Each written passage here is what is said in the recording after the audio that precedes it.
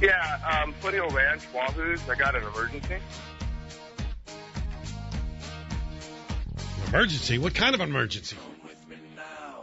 It's a Jesus emergency. KFI AM 640, Bill Carroll.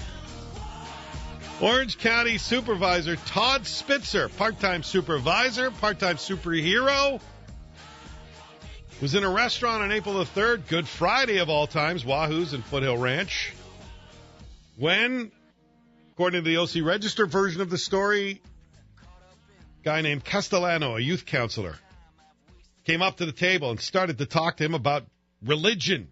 That could be annoying, huh? Even on Good Friday. What are you doing? I don't want to talk. I'm here to eat. Kind of ruins your appetite. Yeah, it does. And what do you do about that, Libby? There's only one thing you can do.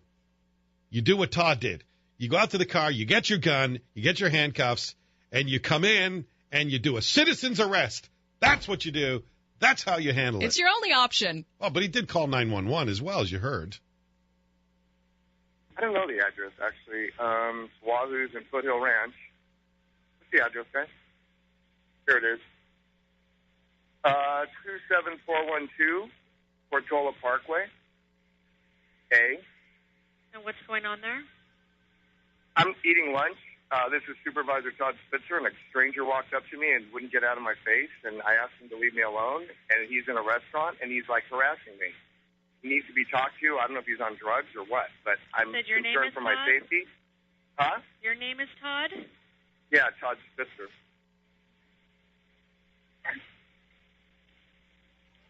He doesn't sound overly panicked. But he's been harassed. He's been annoyed. You tell someone to get out of your face. Hispanic. Get out of your face. Hispanic. How old?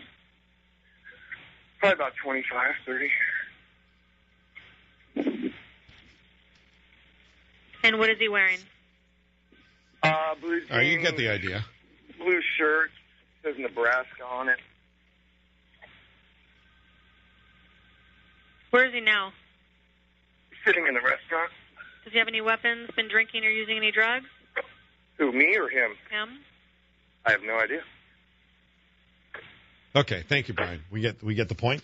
So, I mean, he's being harassed, but I see something about a knife. Something about a knife here in the Orange County Register. Did he mention the knife on the 911 call? Okay, we'll get somebody over to you. Okay. Bye-bye. And the police arrive, and nobody's taken into custody after a conversation with the police. I'm thinking, Libby, first of all, who has handcuffs in their car? You have handcuffs in your car? Well, depends on what your weekend plans are. I mean, why is Todd driving around with an armed... He's a little frisky. You never know. I don't judge. Is his wife ever going to want to wear those handcuffs again now that they've been on some stranger in a restaurant? That's what I want to know. Did they have velvet inside them, these handcuffs? Or what kind of handcuffs were they? Come on. I don't know his marital status. Does he have a ball gag in there, too? Are there chaps? What else is going on in Todd Spitzer's car? That's what I want to know. He has handcuffs in his car, a gun. A lot of people have guns, and handcuffs? Okay, maybe that's standard. You're an OC County Supervisor / superhero. Guess what? We were like 10 seconds into this. Guess who phoned? Todd Spitzer. He's on the line right now. Let's find out what really happened. Come on, Todd. Hey, Bill, good morning. You got a gun and handcuffs because the guy was talking religion to you?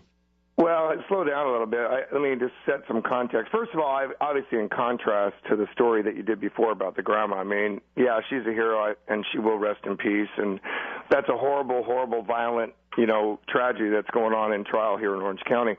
But Bill, no, I was LAPD police officer for 10 years. I was a prosecutor for 15 years. I've been in law enforcement my whole career. You know that I specialized in the legislature carrying laws dealing with sex offenders. I've been threatened numerous times throughout my career. So I'm legally issued the right to carry a weapon, have for 25 years.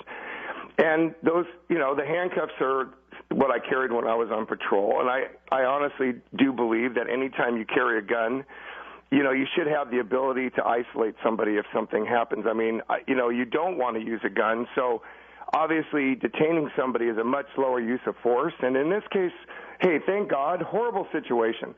A mentally ill man who lost his job at his work because they were afraid for their safety is in a Wahoo's. And it was Good Friday. I had just gone on the 12 Stations of the Cross out in out in Trabuco Canyon.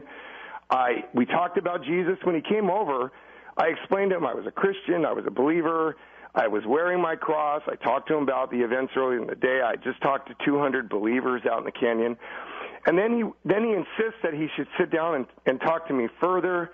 And then he starts looking at the serrated steak knife on the table. And anybody in law enforcement knows anybody within 10 feet of you with a knife can do some serious harm before you can do anything to protect yourself. Right, you didn't have the knife, though. It was just a knife on the table. No, it was my knife that they had given me for my meal. Right. Okay. Right. But he had come all the way across the restaurant uninvited after making eye contact with me. So the manager came over. Everybody in the restaurant noticed that there was a disturbance. People were starting to get concerned because it was really unusual. Plus, he wasn't making sense, and you could just tell. And I told him, look, sir, if you don't back away from me, I'm going to call the police.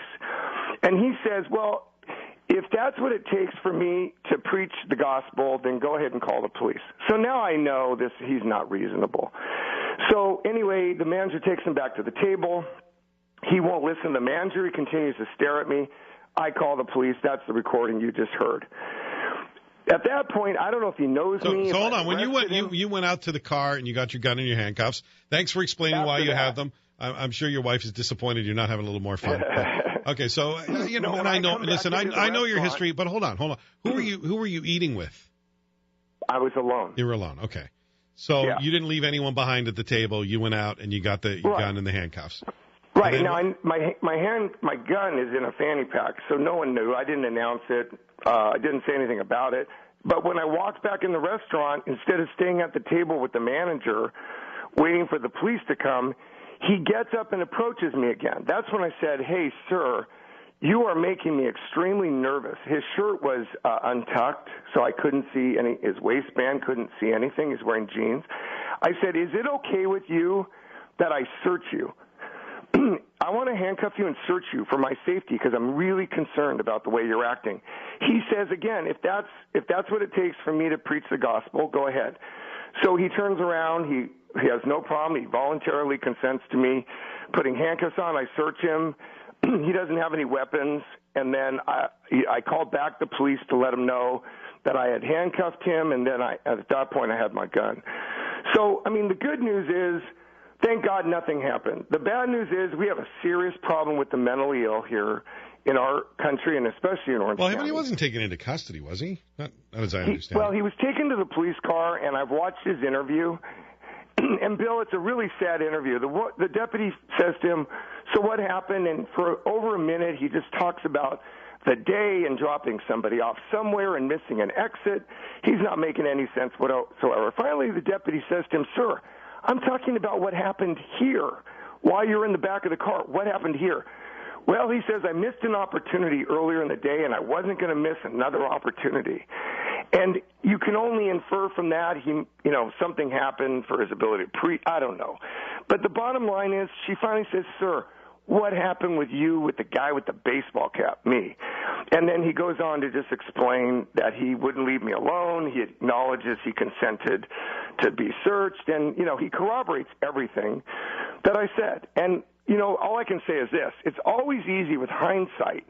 But look, this guy Ali Saeed in Ladera Ranch down here, right, kills a girl in Ladera Ranch and then just starts shooting people on the street in Tustin, kills himself in Villa Park. Monica Kwan and Keith Lawrence, remember him? They were assassinated by the former LAPD officer that was represented and lost his job at LAPD. Okay, I get where you're going. Monica Kwan's father. I get where you're going, Todd. This is OC Supervisor. So listen, let me Todd just say Spitzer. this and I'll get off the air. No, but I want to ask you another question about it. I want to ask you another question about it. It sounds like you're running for office, but not really, Bill. Hold on. I'm trying to explain the circumstance. Okay, but it's kind of a bizarre one because the OC Register seems to have talked to this guy a week ago, and he seems like he's pretty clear-headed now, and he says, he doesn't know what was going on in your mind, but whatever it was his motives. I have not thought about that in a long time.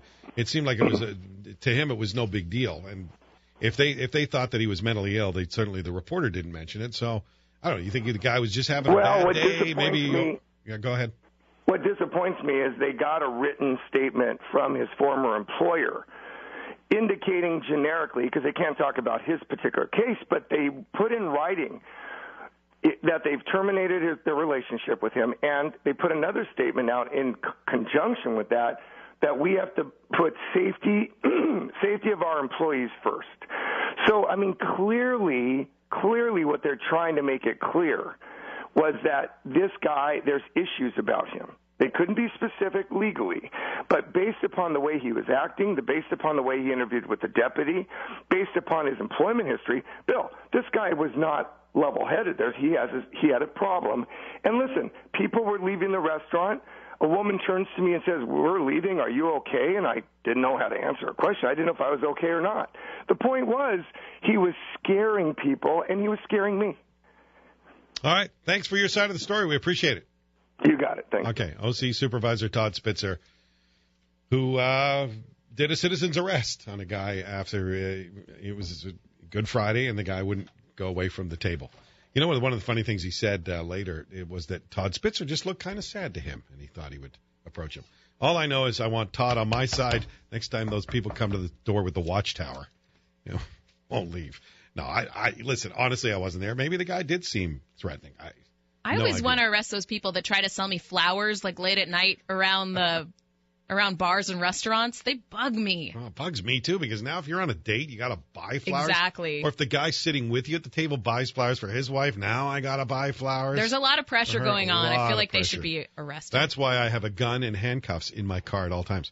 Come on, you got to razz them about this. But, you know, the reality is, if you tell someone to leave you alone and they refuse, whatever the circumstances are, that can be threatening. You don't know what the guy's intentions are. And you don't know from one day to the next somebody's mental illness might exhibit, and then the next day it doesn't. So he could have been coherent, you know, in an interview later. You just don't know for sure how this thing presents itself. There you go.